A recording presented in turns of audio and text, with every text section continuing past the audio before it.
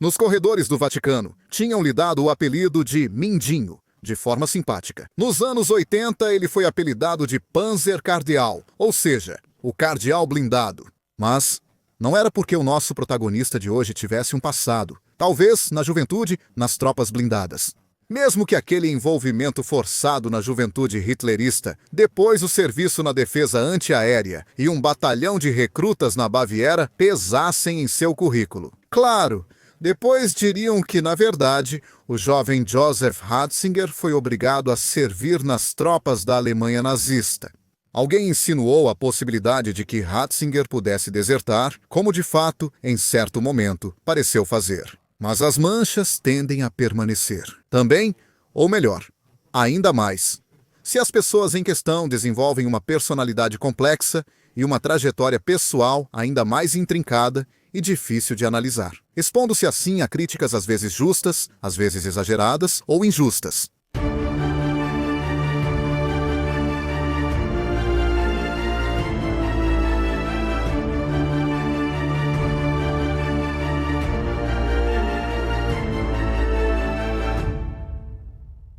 Simplesmente, Joseph Ratzinger tinha fama de intransigente dentro da hierarquia eclesiástica, de homem íntegro, não disposto a ceder nem 1 milímetro. Nem sobre questões puramente de fé, muito menos sobre questões organizacionais e de mero equilíbrio de poder.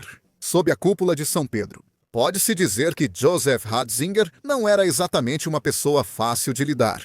Mas é preciso reconhecer um mérito dele. Ele era, sem dúvida, um teólogo muito preparado, talvez um dos melhores dentro da escola alemã. E justamente essa grande inteligência dele, essa sutileza e o enorme, vasto conhecimento cultural, obviamente, dentro das questões de fé e de dogmática. Esses foram os motivos pelos quais o cardeal Frings quis tê-lo ao seu lado por ocasião do Concílio Vaticano, segundo aquele concílio que foi convocado pelo Papa Roncalli, o João XX, segundo I, mas depois concluído por Paulo VI.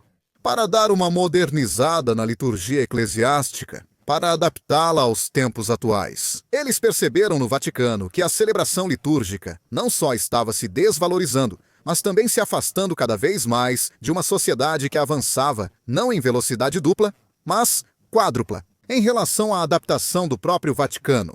Pois bem, decidiu-se atualizar, tentar acompanhar os tempos. Frings quis o jovem Ratzinger ao seu lado, como especialista, como colaborador. E aquela vitrine, uma oportunidade realmente de grande alcance, foi habilmente aproveitada por Ratzinger, que em pouco tempo, em questão de alguns meses, construiu uma fama de conselheiro respeitado, fortalecida depois, ao longo do concílio, porque outros cardeais também aprenderam a conhecê-lo e a apreciá-lo por, como dissemos, seu grande e enorme conhecimento cultural sobre a religião católica. Na Cúria Romana, Ratzinger começou a fazer muitos amigos, inclusive Montini, o futuro Papa Paulo VI, aquele Papa que, muito tempo depois, ao final do Concílio Vaticano II, lhe concederia o título de cardeal. Claro, tornar-se cardeal pode ser visto dentro da hierarquia eclesiástica como o ponto de chegada. Quantos altos prelados teriam dado sabe-se lá o quê para conseguir esse cargo? Já encontramos Paulo Casimiro Márcicos em nossas histórias.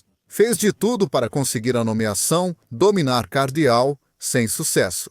Ratzinger não precisava de intrigas ou de questões realmente complicadas para conseguir esse cargo. Absolutamente.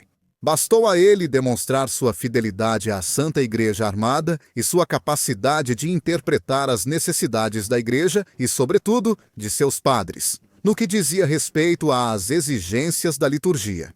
A sua ascensão. A ascensão de Ratzinger, porém, tornou-se irresistível. Não tanto com Montini, e ainda menos com um papa decididamente nos antípodas, como era Albino Luciani, João Paulo II, mas com Karol Wojtyła. Talvez Wojtyła tenha visto em Ratzinger um baluarte, uma espécie de bastião da intransigência, mas também de absoluta e férrea vontade de conservar a tradição. E por esse motivo lhe confiou o que antigamente se chamava o Santo Ofício. O Santo Ofício não tem historicamente uma boa reputação. Antigamente era simplesmente, a Santa Inquisição. Era aquele órgão distribuído por toda a Europa, destinado a encontrar, perseguir e condenar hereges ou qualquer um que fosse considerado um inimigo ou potencial inimigo da Igreja Romana. Ele sabia bem disso. Um toscano que viveu no século XVIII, seu nome era Tommaso Crudeli. Tommaso Crudeli foi acusado de heresia e apostasia por ter sido um dos primeiros maçons italianos. Tommaso, o seu martírio. Ele foi preso, encarcerado, interrogado, torturado e, por fim, trancafiado. Tornou o Grão-Ducado da Toscana o primeiro estado pré-unificado. Não só aboliu o Instituto do Santo Ofício, mas chegou até a ordenar a demolição do próprio edifício usado pelo Santo Ofício em Florença, desencadeando uma onda em toda a Itália pré-unificada e também no resto da Europa, de rejeição àquilo que era uma presença nem sempre bem-vinda e muitas vezes impositiva por parte da Cúria Romana. O fato é que a Congregação para a Doutrina da Fé, esse novo nome assumido pelo Santo Ofício, havia permanecido, desde a época de Tommaso Crudeli em diante, talvez o mais temido entre todos os dicastérios do Vaticano. E foi justamente lá que Ratzinger ganhou o apelido de Panzer Cardeal, por sua capacidade de superar qualquer obstáculo, como um blindado com esteiras que passa por cima de tudo e todos. Lá, Ratzinger foi capaz de exibir o que era seu poder de fogo, não porque fosse um artilheiro experiente. Absolutamente. Estamos falando em sentido metafórico. Seu poder vinha do peso diplomático, da sua vasta rede de amigos e colaboradores.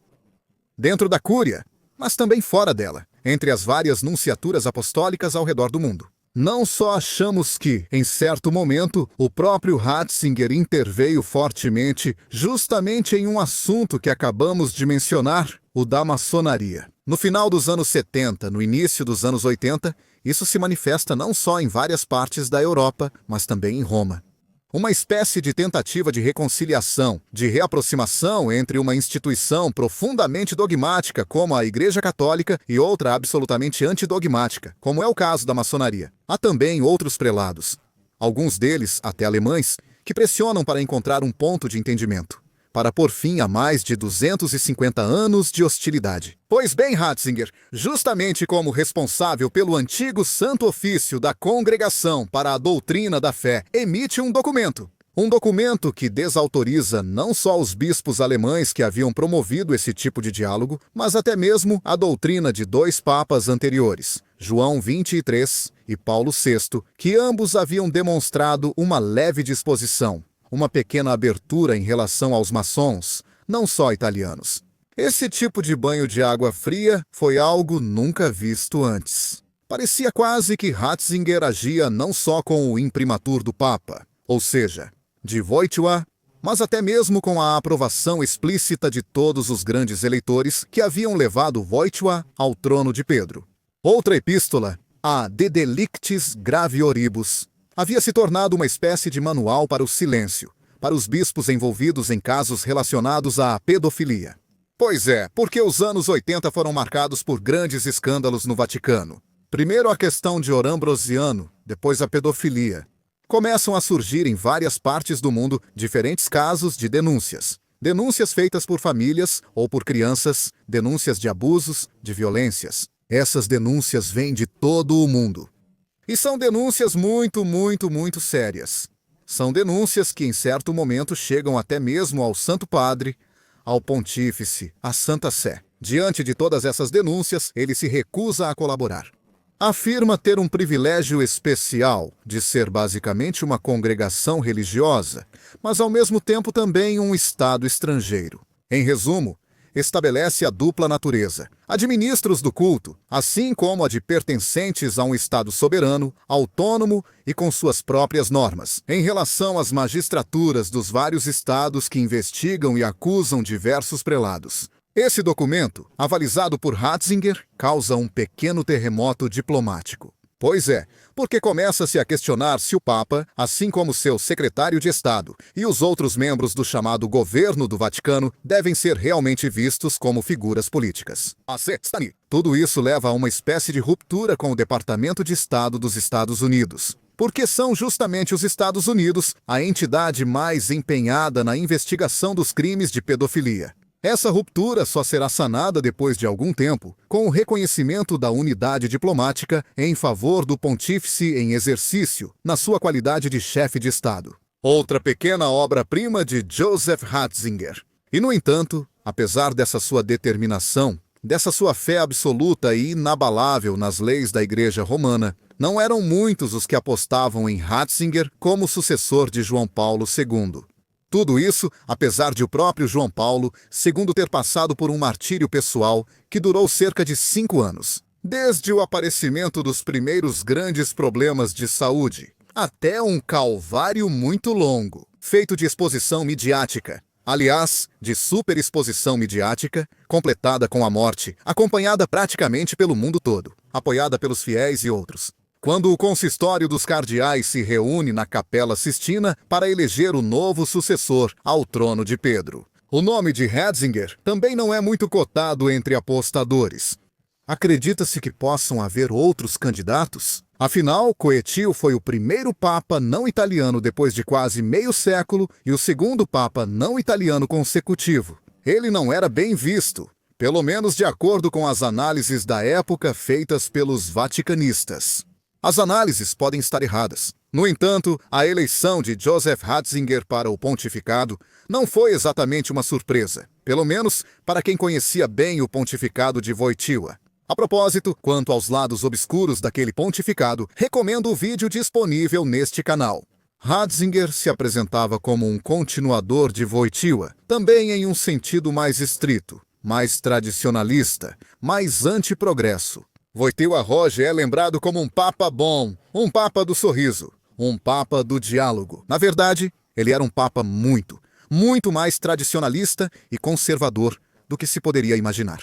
Ele foi eleito em perfeita antítese ao que tinha sido a mensagem de seu predecessor imediato, o infeliz Albino Luciani. Com Wojtyła, a Igreja Católica decidiu restaurar, retroceder e ser mais rigorosa e intransigente. E com Ratzinger, essa intransigência encontrava um novo paladino e uma nova voz, além de uma nova voz, o reinado de Bento XVI.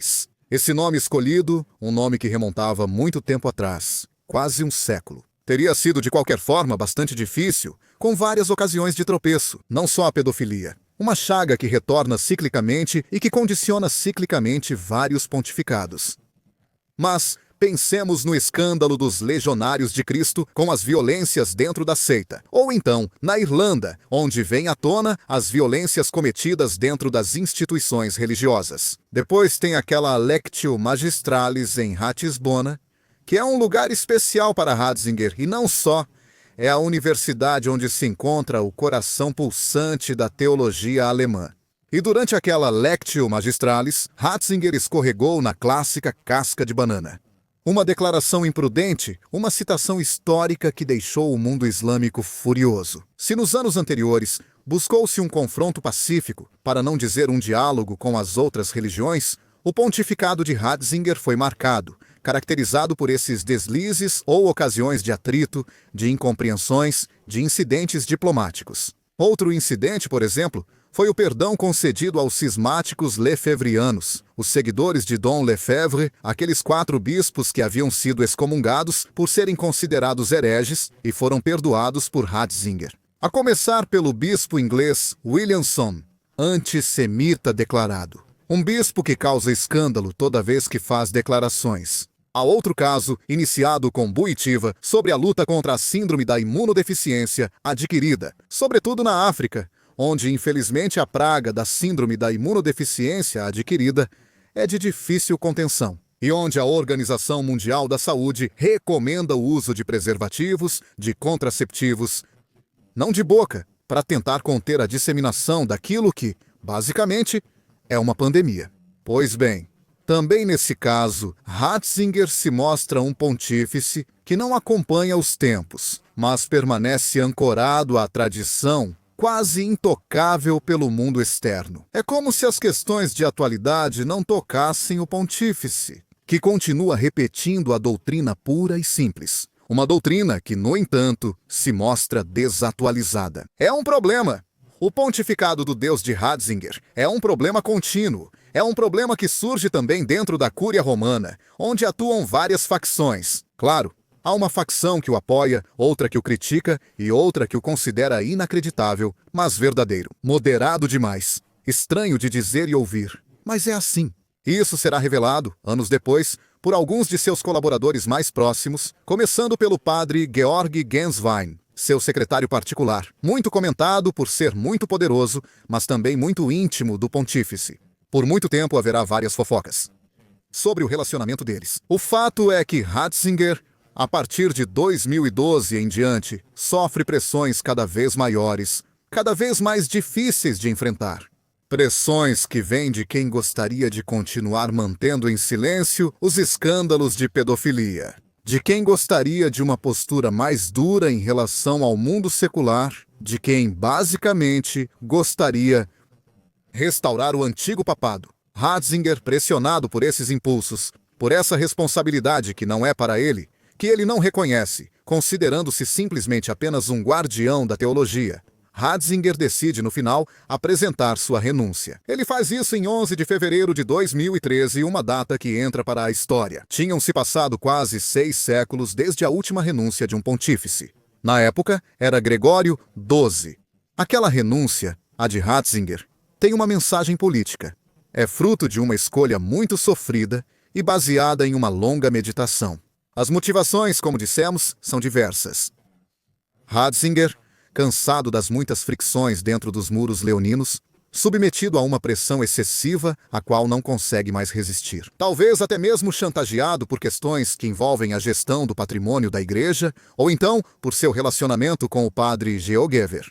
O certo é que sua renúncia teria iniciado uma nova fase na Igreja Católica. A eleição de Bergoglio, depois chamado Papa Francisco, um nome novíssimo, nunca usado antes. A princípio, parecia ser uma mensagem de continuidade. Enfim, um jesuíta vindo da Argentina, de quem se falava também como um espectador que ficou de braços cruzados, sem agir, certamente durante a ditadura dos generais. E, no entanto, esse jesuíta vai mudar muito. Vai mudar, para alguns, até demais. Ratzinger, nomeado Papa Emérito e recluso em um mosteiro no Vaticano, de lá não sai mais, não dá declarações, deixa tudo para o seu sucessor. Mas são muitos os fiéis de Ratzinger, principalmente dentro do Vaticano, que não gostam disso. Ficam muito tempo em silêncio. Às vezes alguém envia mensagens enigmáticas. Haverá outros escândalos. Mas no final será preciso esperar a morte de Ratzinger em 31 de dezembro de 2022. Para que todos aqueles segredos, todas aquelas palavras não ditas, aquelas frases deixadas pela metade, encontrem uma espécie de conclusão. Tudo isso é explicitado justamente por ele, por Georg Genswein, que após anos de silêncio, fala com a mídia. E ele se declara decepcionado com Francisco I, decepcionado com o que deveria ser uma escolha de continuidade, mas que acabou se revelando uma ruptura, decepcionado com uma política do Vaticano, tudo menos tradicionalista. É o próprio Genswein quem diz que até mesmo Ratzinger estava decepcionado e amargurado com o que acabou sendo uma escolha contrária ao seu pontificado. Mas ele já não podia fazer nada. As palavras do padre Georg Genswein lhe custaram caro. É notícia recente que o Papa Francisco decidiu mandá-lo de volta para a Alemanha, tirando-lhe os últimos cargos dentro do Vaticano. Uma vingança, ou apenas o fim de um capítulo muito longo, cheio de mal-entendidos e comentários pelas costas. Sabemos que no Vaticano, sob a cúpula e dentro dos muros, circulam interesses, ideias e posições políticas. Movimentam-se posições e facções que gostariam de influenciar não só a política interna. O Vaticano, apesar de ser um dos menores estados do mundo, tem pouca importância diante das decisões da política mundial. Através das pressões exercidas sobre os países de maioria católica, começando pela Itália. Pensemos também na França, Espanha, Portugal, Irlanda, nos Estados Unidos, onde as comunidades católicas são fortes, e em toda a América do Sul. Quando é eleito um novo sucessor de São Pedro, não são apenas os fiéis que olham para o amanhã com esperança e um pouco de temor. Também são os governantes que precisam entender com quem terão que lidar, com quem terão que se confrontar. Veja, Quando Ratzinger foi eleito, muitos governantes entenderam que não seria simples. Eles teriam que se confrontar com o ex-cardeal Panzer, destinado a se tornar, desculpe o trocadilho, um Panzer Ichster Pater, ou seja, um santíssimo padre blindado. Com sua renúncia, muita coisa mudou na igreja, e com seu falecimento, as comportas se abriram. Parece ter começado o confronto final entre as duas almas da igreja, aquela mais aberta aos fracos, encarnada por Francisco, e aquela mais agarrada à tradição. Esse confronto deve ter novo capítulo no próximo conclave, na eleição do sucessor do atual pontífice. E quem sabe que papa irá emergir? Segundo as profecias, Francisco seria o papa que muda ou destrói a igreja, dependendo da interpretação. Depois dele, quem virá? Haverá outro Francisco ou outro Bento? Em relação a Ratzinger, só nos resta esperar e ver.